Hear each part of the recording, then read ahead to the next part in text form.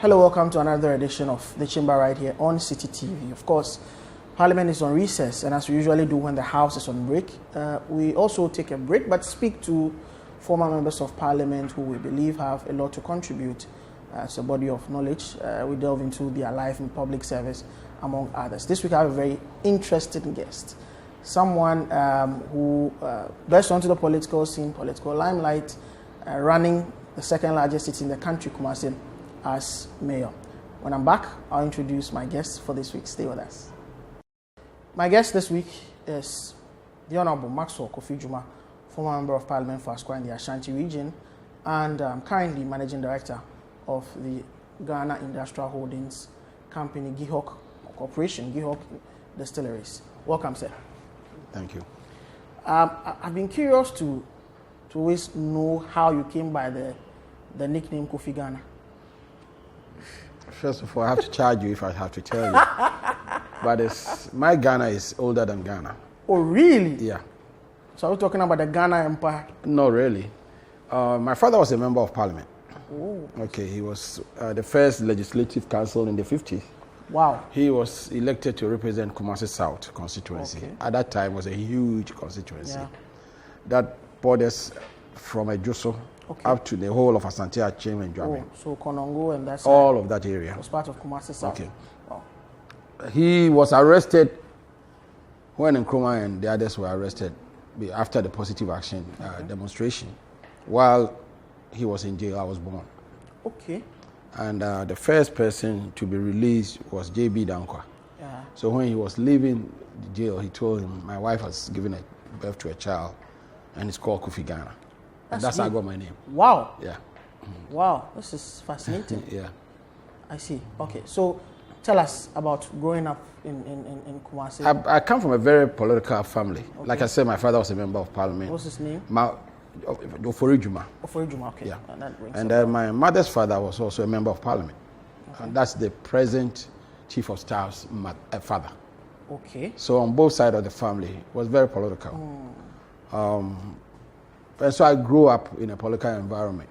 I remember as young as even 6 years, they used to take me to rallies. Okay. So CPP, UP rallies both. At the time? I have both in my family. Okay. So you're talking about my father was CPP, but his other brother was also a prominent UP. UP member. So in my household, it was both, and we grew up in that atmosphere. Wherever you happen to be. My father was CPP. He was regional organizer for CPP. Okay. And he was also TUC secretary for local government. He was head of local government union at that time. So growing up, I grew up in a political environment. And I've been involved in politics as long as I can remember. Which part of Kumasi would this be? Ashtown. Oh, wow. The University downtown. Yes, right. That's right. Downtown is working distance from me. I lived right opposite the present courthouse. Oh, it was a hotel at that time. Yeah. So I see. Schools? Which schools did you go to? I went to State. Okay. State in Kumasi. Then Prempeh College in Kumasi. Then KNUST. At that time it was Kumasi University. Kumasi so just all my schooling was done in Kumasi. Everything Kumasi. I see. And but for someone who was from a very political family, did you have stints at leadership through your educational, on the education? When I was in Prempeh College, I was president of United Nations Students Association for Prempeh College. So even at that time, I guess I was exposed to student politics at the time. Oh, this is Gunsa? Yes. Okay. Michael J's. So, even at the secondary school I was. Then I went to the university. At first, I became a hall rep, Queensall. Yeah. At the SRC. And then I was elected national president of NUCS. Oh, you were a NUCS president? Yeah, I was a NUCS president. You're a big man. You see that? I have the NUCS thing over there. You've been a big man since the 80s. Since the 60s, let me put it that way. So I became national president. Oh, wow. And then after my national service, I left Ghana. Okay. And so during my formative years, I was in Ghana. But who are some of your contemporaries at the university, high school level, people you grew up with, who probably are in public life now? A lot of them are Ambassador Osei was a very close friend of mine. Okay. The President Agric Minister, we grew up together. 2-4. Actually, I started class 1. Okay. Primary school 1. The same day with 2-4. Oh. Alan's brother. Okay. Alan Chabate's brother. Yeah. Isaac Osei was my mate. Yeah. This is Kumasi elite, Kumasi royalty. We used to go to school together. I mean, either we walk or a car would take us. But all 5 of us, we started class 1. Isaac Osei, 2-4, Alan's brother, T. Also free them, Agric Minister. Wow. And Decay. Yes. Interesting. Interesting. So, I mean, at the time, how was politics like, student politics? Because I know we were radicals. Yes. We were leftist radicals. You know, I mean, we were romanticizing with people's power stuff like that. Yeah. So I wasn't as cool as I am now. I was really. I was a troublesome kid. Radicalism. I was in terms of politics. Yeah, but I mean, those were times when Nooks used to clash with the government. We did several times. And there were instances where they put me in the guard room and stuff like that. Yeah. Over which issues? We were protesting. Were you Nooks president at the time of Acheampong? Or you yes, my tenure actually started with the tenure of Acheampong. Whoa. Yeah, and we became friends later, but we used to give him a hard time. Yeah, we really used to give him a hard time. And they would come and pick me up, stay maybe 24 hours in the guard room or stuff like that. And I enjoyed it. I mean, for some strange reason. I enjoyed it.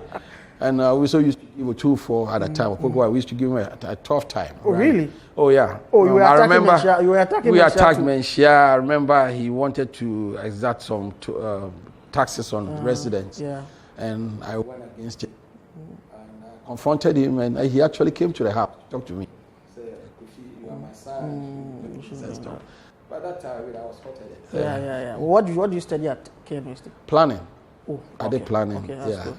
Yeah. And at the national student level, who were your contemporaries at that time?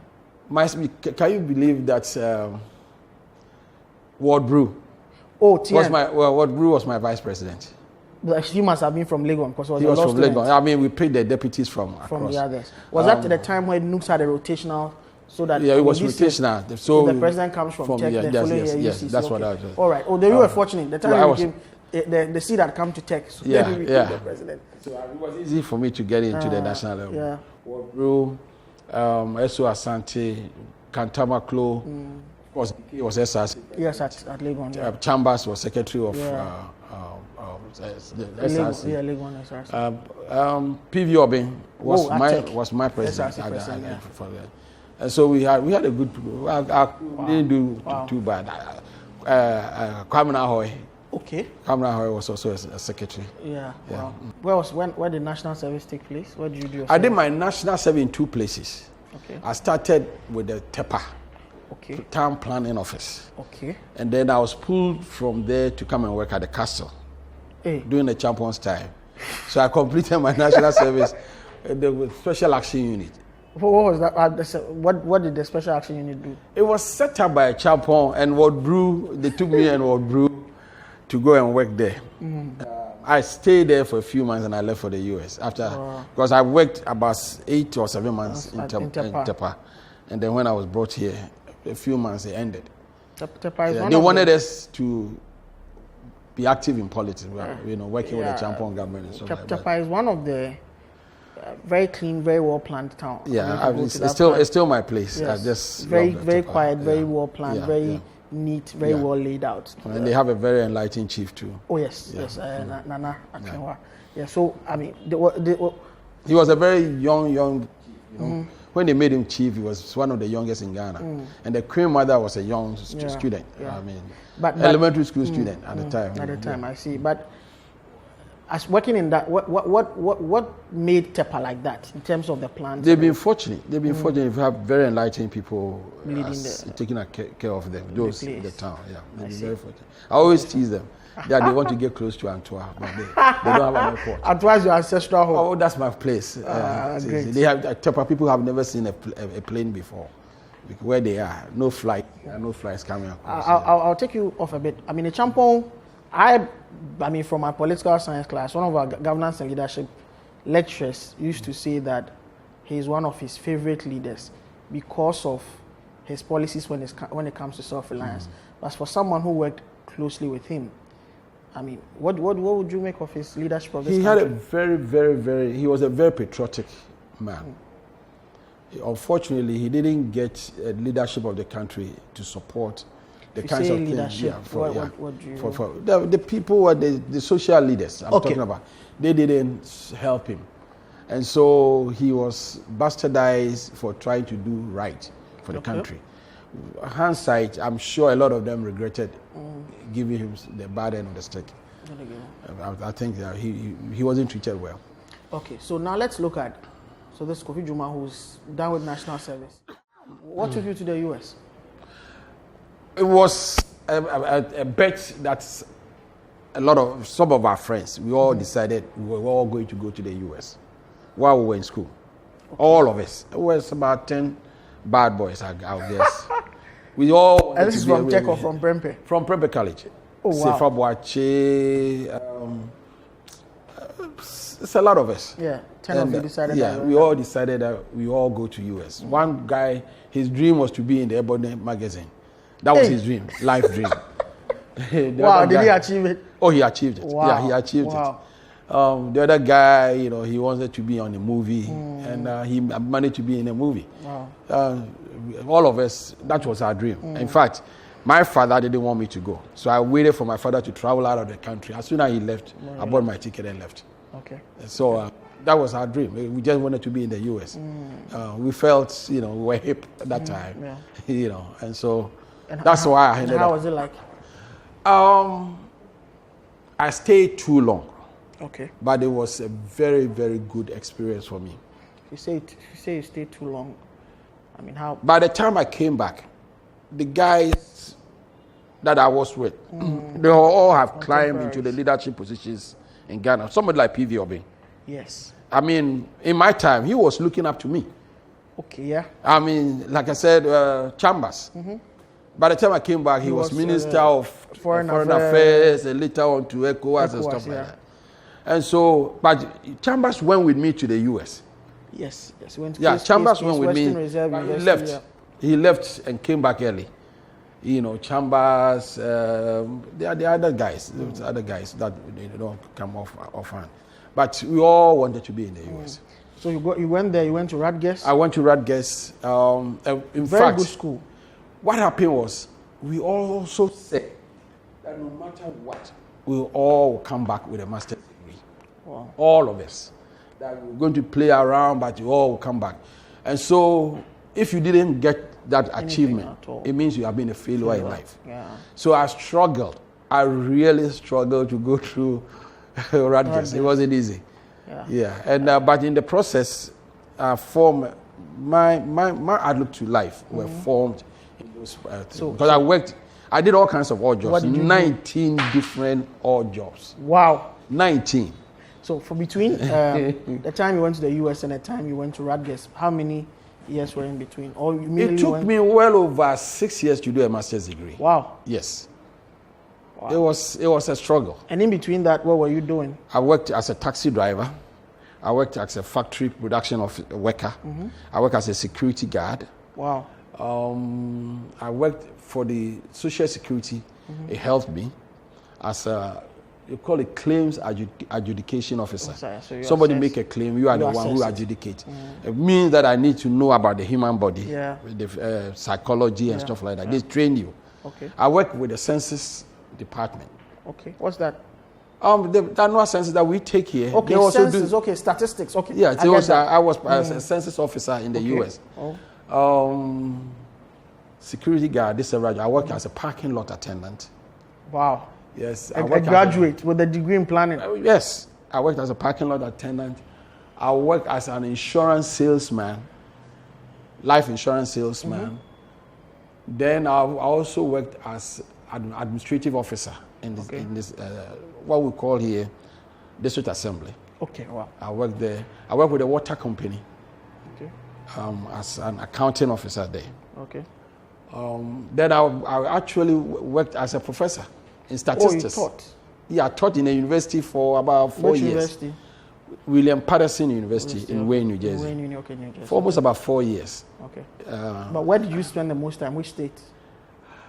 Between New York, I spent 10 years in New York and almost 15 years in New Jersey. Wow. Yeah. Wow. So, all in all, did you achieve what you went to the U.S. to do? How long did you stay? Actually, I became so comfortable in the U.S. that I decided never to come back to Ghana. Wow. It took President Kufuor and Otumfuo to make me change my mind. To bring you back to Ghana. Yeah, I decided I wasn't coming back. Because I'm sure after your master's degree, you obviously went up the social. Oh, of course. And then where did you work after your master's? After the master's, I worked with the school system as an administrator. Okay, great. And that was an MBA? As an MBA, yeah. I was the business manager for the school system. Okay. Here you call it almost like a chief director. Okay, wow. I was very comfortable. Plus, I had picked up a lot of political friends. Okay. I mean, I knew Jesse Jackson on first name basis. Wow. Farrakhan. Yeah. I knew Farrakhan. People in the black civil rights movement. Yeah, I knew them. We sit down and chat and stuff like that. There were a lot of politicians, Donald Payne and Ron Rice, Donald Tucker. You know, these were state senators. One of them even ran for president recently. Yeah. We became friends, and I have built a good social network to the extent that I actually had breakfast in the White House. Wow. With which of the presidents? Clinton. Oh, great. Yeah. So, you know, I decided I wasn't coming back to Ghana. And I mean, it took President Kufuor and Otumfuo to get me to come back. So, why did you decide to come back? And what was the Eureka moment? It was the admiration that I have for President Kufuor. Okay. And I'm sure this is someone you knew in Kumasi. I knew President Kufuor. Or you met him at Prempeh? No. He's far older than me. Of course. But when he was deputy foreign minister, he was like my mentor. Wow. I remember even at the university, he was coming to pick me up from the campus every weekend for almost 2 years. He never missed. Wow. And that's, you know, so he was like a mentor to me. At the time he was minister and MP for Acheampong. Yes, right, yes. Wow. And he was minister in Accra, and on Friday, clockwork, his car will get to my Queen's Hall, he'll pick me up.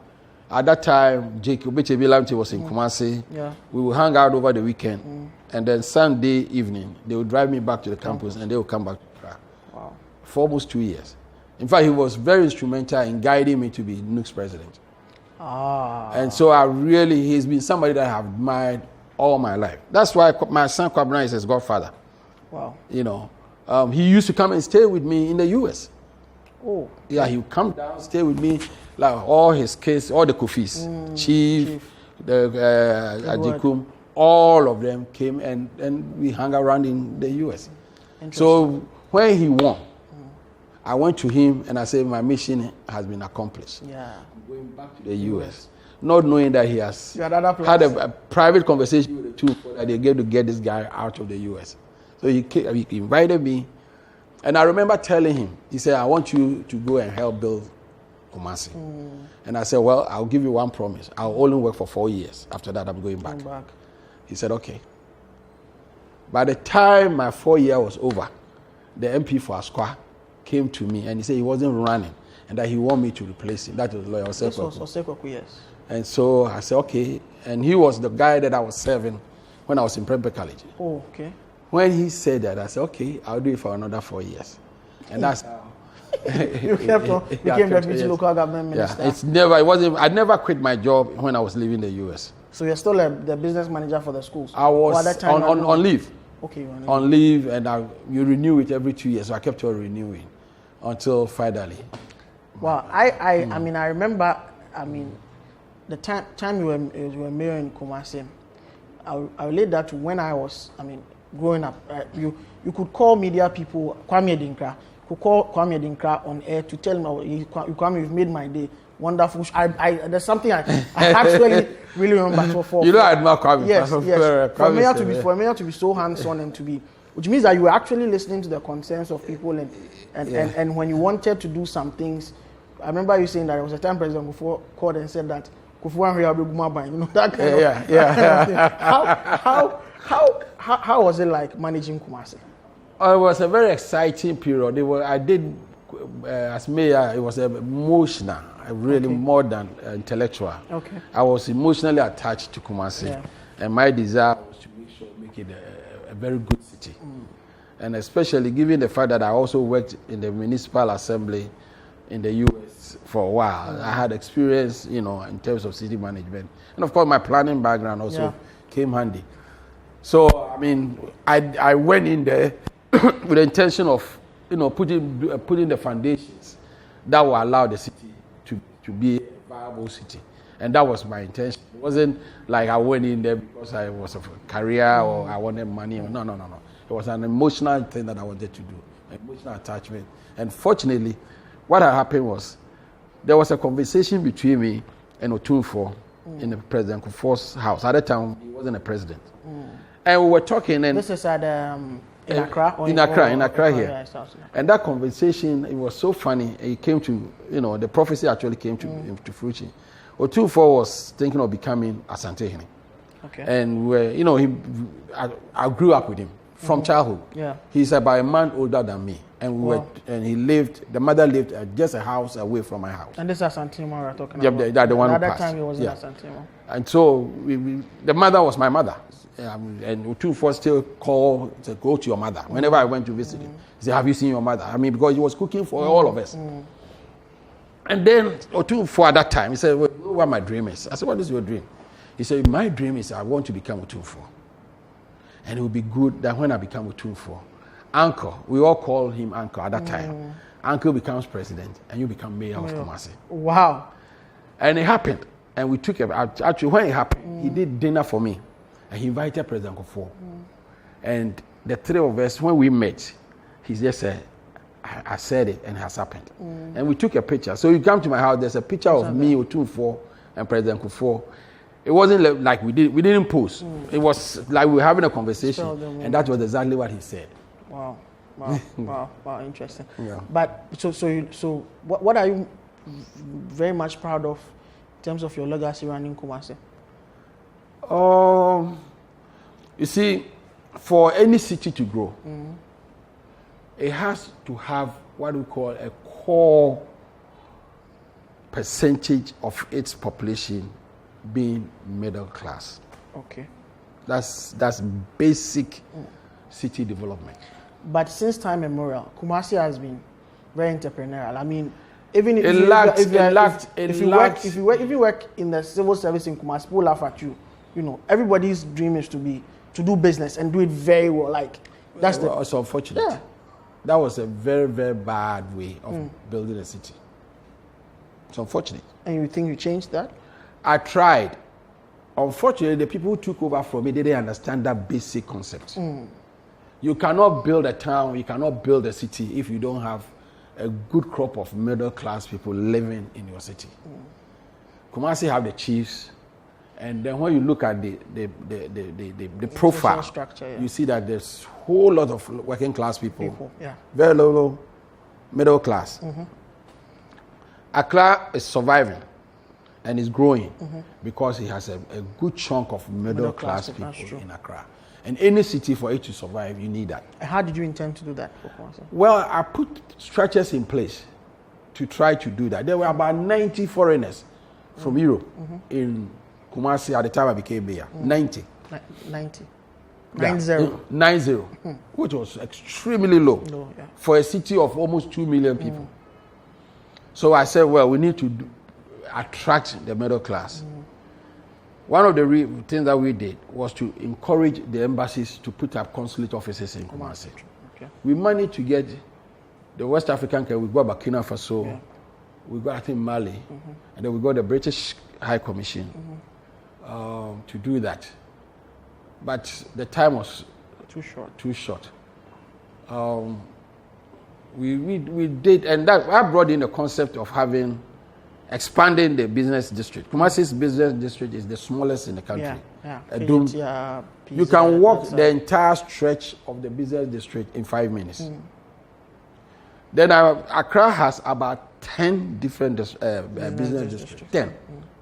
And I said we should expand it. And that's why we have the industrial area near Kasi, Asqua area. We turn them into commercial areas to expand the business district.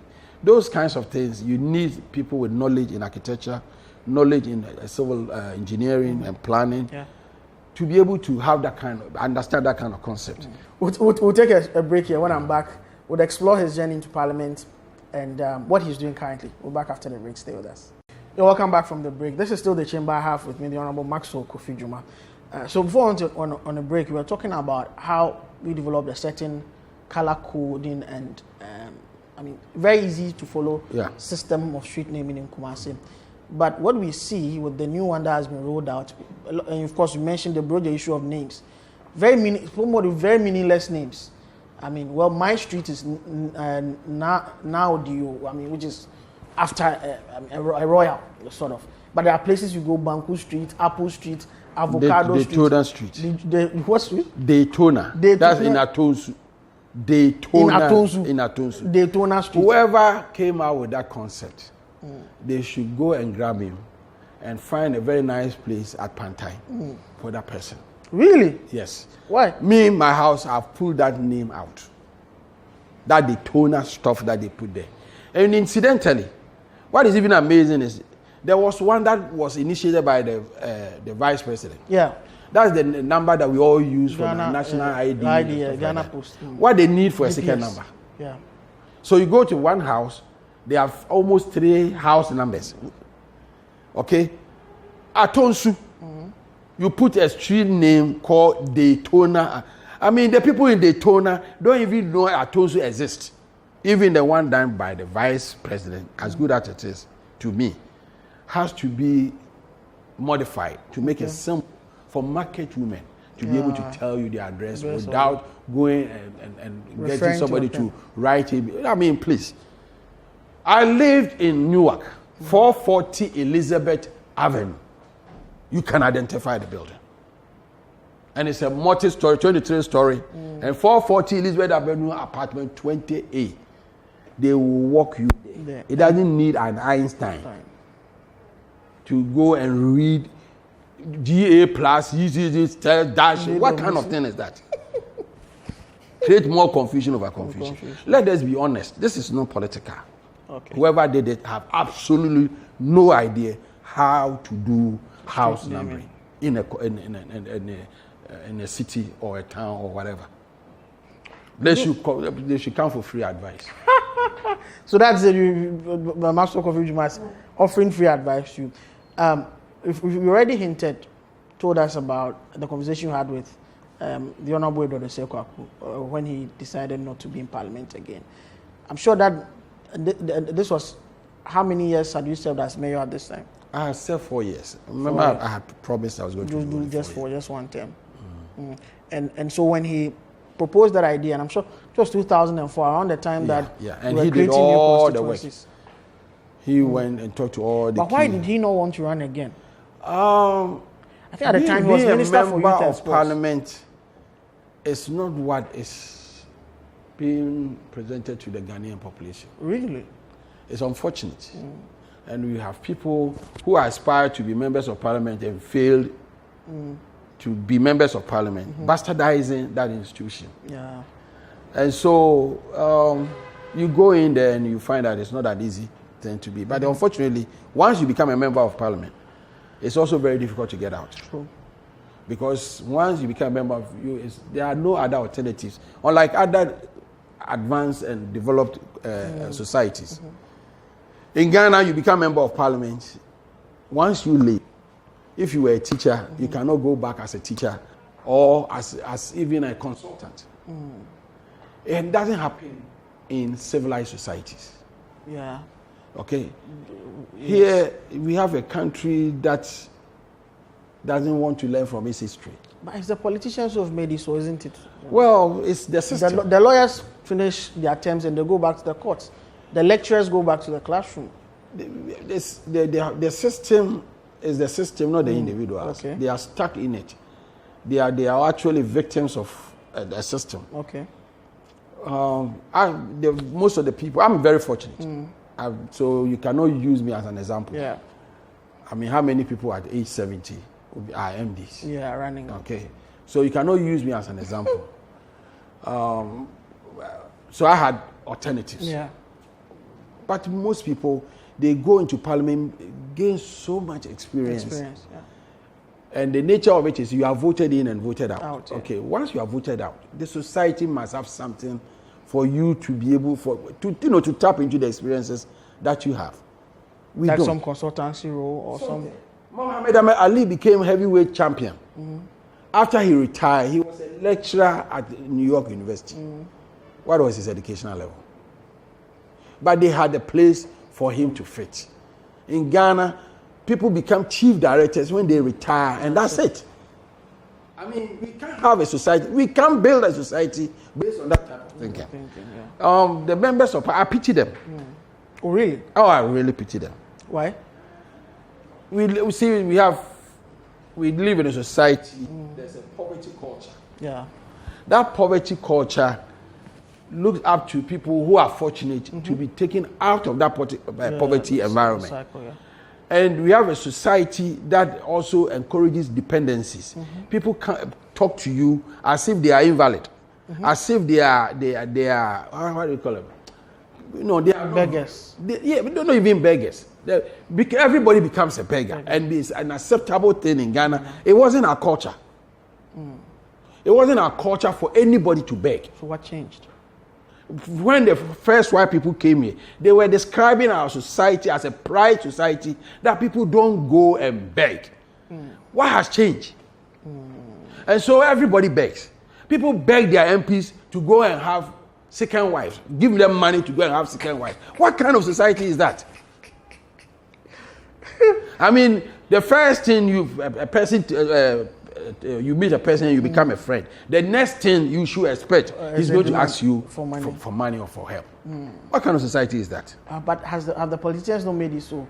If you have MPs promising all sorts of things when they are running, that is bad because it encourages opportunists, people who care less about you, to take leadership position.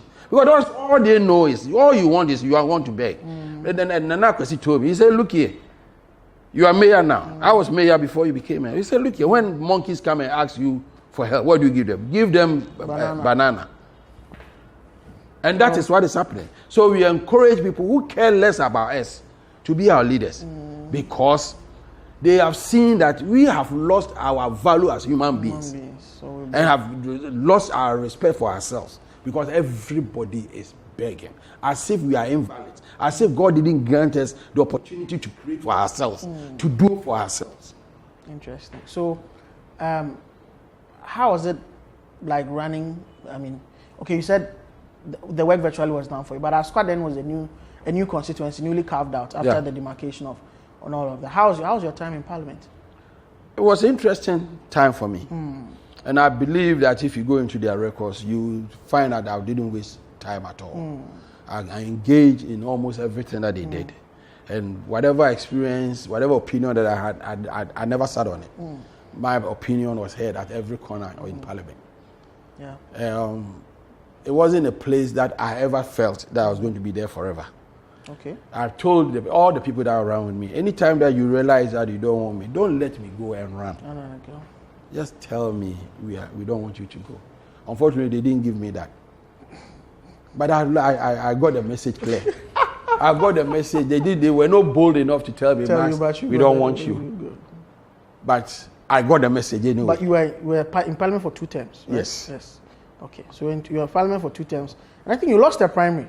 I lost the primary. Not the general election. I lost the primaries. Yeah. And there were a whole lot of, I remember very well, all the kind of furor that surrounded your loss in the primary. It was bad. But it's over. And I don't think that I will ever want to be in Parliament. I pity them. ever again to be in Parliament? No. That's out of the question. And then I don't want anybody close to me to be a member of Parliament. Oh, why? It's if you are better, there's other ways that you can contribute to the society. People say that Parliament has become the way it is because we have failed to do a fundamental and critical thing in terms of our local governance. So now, MPs, because MPs are voted into office, people see them as the people that they are accountable to, right? That's one. So because of that, instead of them focusing on their lawmaking mandate, they also act as development agents. When that should be the duty of the people running the district as MCs, DCs, or metropolitan chief executives or mayors, right? You lived for so many years in the US where mayors are elected. And they are very powerful. You were appointed and, of course, approved by the KMA. President Akufo-Addo wanted to do this, but it stalled at the referendum level. Candidly, what are your thoughts on the election of MMDs? Mayors they must be elected. For us to have a very good meaning to our democracy. Our democracy should not end at the national level. Okay. It should be translated down even to our households. If we do that, that is when we can say we are in a democratic state. We are not. We are close to it, but we are not. Mayors must be elected by the people that they are going to serve. Development is defined based on the receiver. Yeah. They know what is important to them. I'm sitting over here.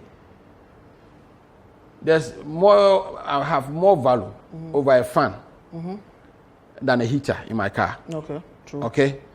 So you don't give me a heater and tell me that, I'm doing well. Because it has virtually no value to me. But it's in my car, and I pay for it. I would rather you don't put a heater in my car, have air conditioning or a fan. And the same translates into our communities. People eat fufu in Ghana. So when you are proposing development infrastructure, you should have fufu as part of the thing that you consider. You don't. And you put something from the US or whatever.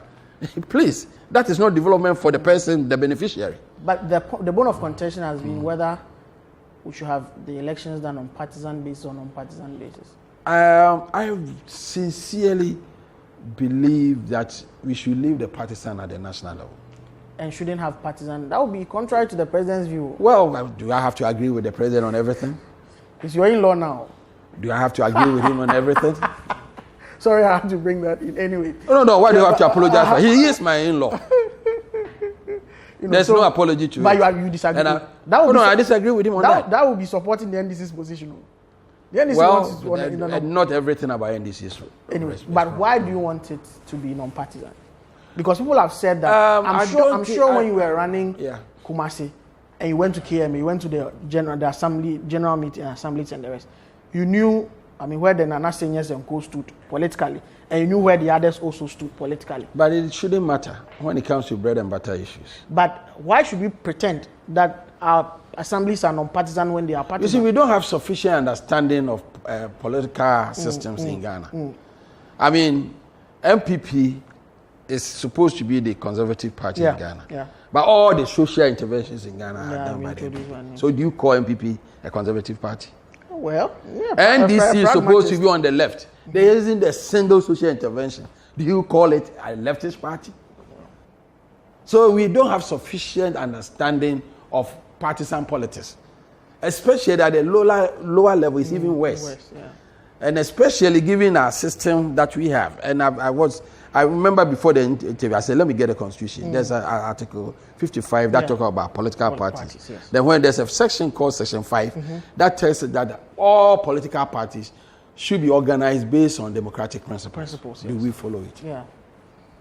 Do we follow, even at the national level? Talking about political parties, okay, we'll come to your own political party, but the president is saying to bring that back onto the national agenda, there needs to be a certain consensus. How do we go about it, getting our MMDCs elected? Since, for someone who ran Kumasi, you think that electing our MMDCs would complete that jigsaw puzzle or would unlock it in terms of our development? A person wants to run, let us put a law in. You need nominations from each one of the constituencies. Once you get it, you are free to run. And then people go and vote. As simple as that? As simple as that. Interesting. Since you quoted the Constitution and spoke about political parties, the New Patriotic Party would soon be, I've started its organization, it will soon be going to the polls to elect, a flag bearer, someone, the president is not running again, constitutionally bad, but the NPP needs someone to contest the 2024 election. It may be a bit far off, but some people have said that, already the mantra is going around, breaking the eight. The most dangerous patch in the NPP's quest to break the eight is not its record in office.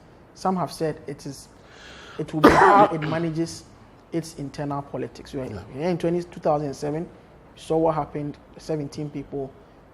People are warming up, blazing their boots to run as flag bearer. People run not because they want to win.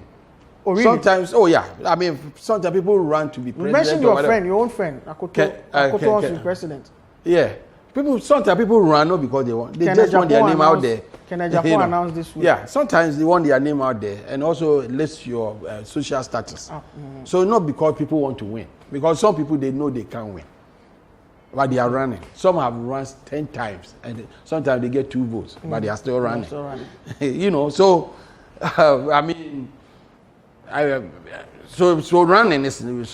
not Do you have a preference? Do you know someone? Do you think you're a key stakeholder in this process? Of course.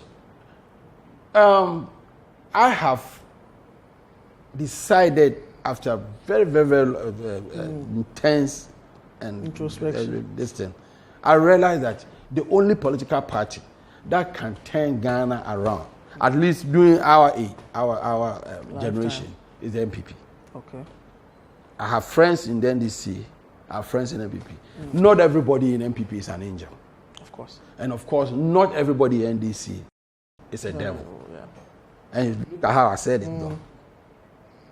But I know that the political party that has the true desire to move this country is the NPP. True desire to move this country forward. But who leads the NPP 2024 after Akufo-Addo? None of them will be NPP. It's not going to be Acheampong. It's not going to be Bawumia. It's not going to be Akoto. None of them. They will have to work as a team. Okay. It's the team that is going to win. The flag bearer is like the captain of the team. If the goalkeeper is no good, you are not going to win. But he's the one on the ticket, essentially. Well, somebody has to be a captain of the team. Yeah. But they will not take us to the World Cup. There are all sorts of permutations going on. People marketing their, how do I put it? Their characteristics, their features. What makes them? What will make it easier for their electability? Essentially, putting all of that. All of that. You haven't heard of all those permutations. Sometimes colored by their own personal desires and their personal benefits. Of course, ambition is important. Oh yeah, but I'm telling you, none. Not Akufo-Addo, not Bawumia, not Acheampong. If the team is good, whoever happens to be the captain is okay. Okay. A lot of names have come up, but there's a suggestion from some quarters that the front runners, Vice President Bawumia and Acheampong, should be on a ticket. They are all good. What do you make of such an arrangement? To have the two of them, for the two of them to run together. I haven't even thought about it. In fact, I haven't even thought about who is going to be president. All I'm interested in is the NPP continuing breaking the age.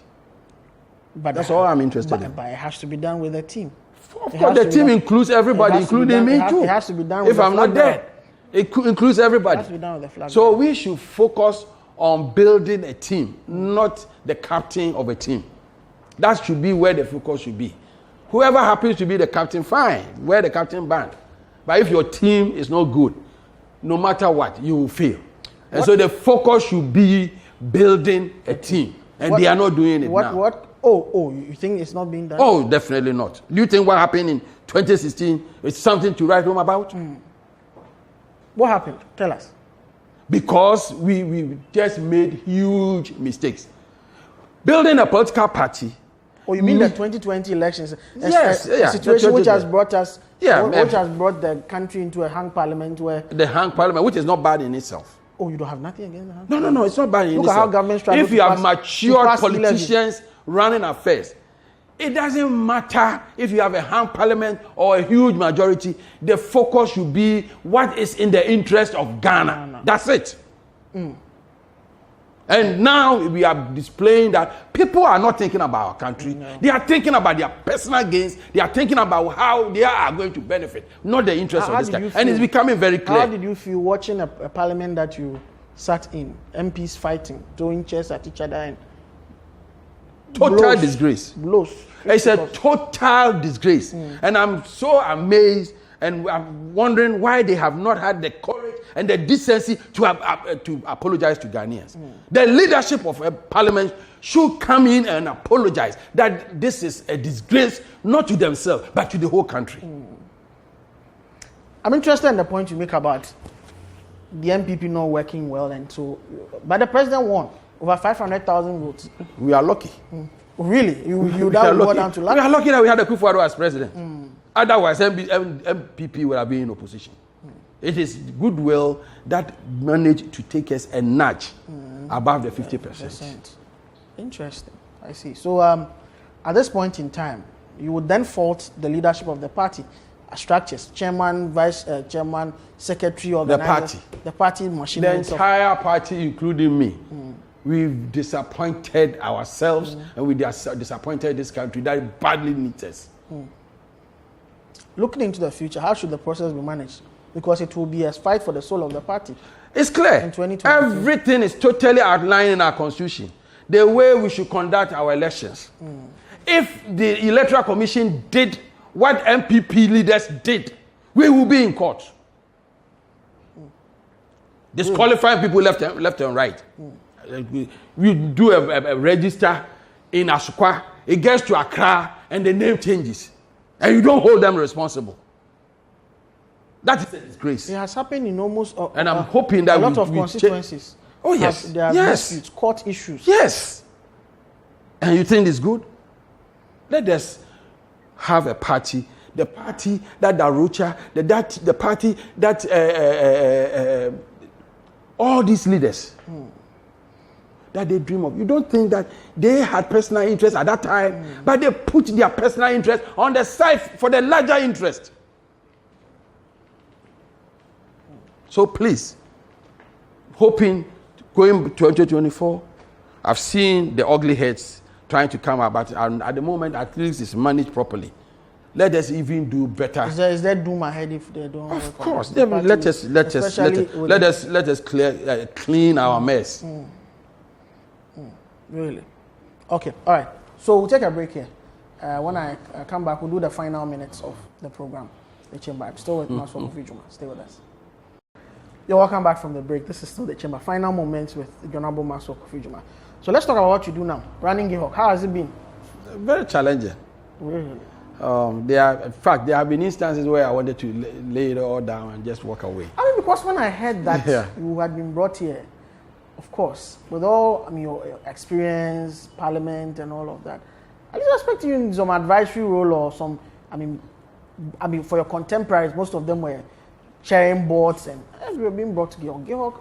Well, anyway, and you say it's been challenging. Very, very challenging, and it's been fulfilling as well because, of course, at least, when you walk in here, the transformation is evident. I remember telling you one of your managers, hall president of my hall at Lagos, I worked here trying to look for sponsorship. Right from the entrance, I said, what do you mean these people are for me to come in? And today I walked in and it's the place has changed. How have you done this? It's the people that I work with. Okay. We have our shortcomings, of course, but we work as a family. Okay. There are things that happen here that other people will not tolerate someplace else. But because we are family, we find ways to resolve our differences. Yeah.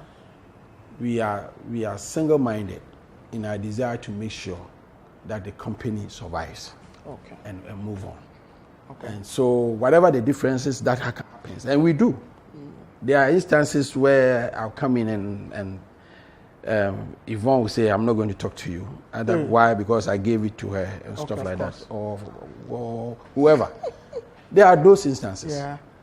Of course, they are needed. Yeah. It can be, we cannot have Christmas Day every day. Of course, important. So they are needed. But we have a team that is single-minded in their desire and zeal to make sure that we succeed.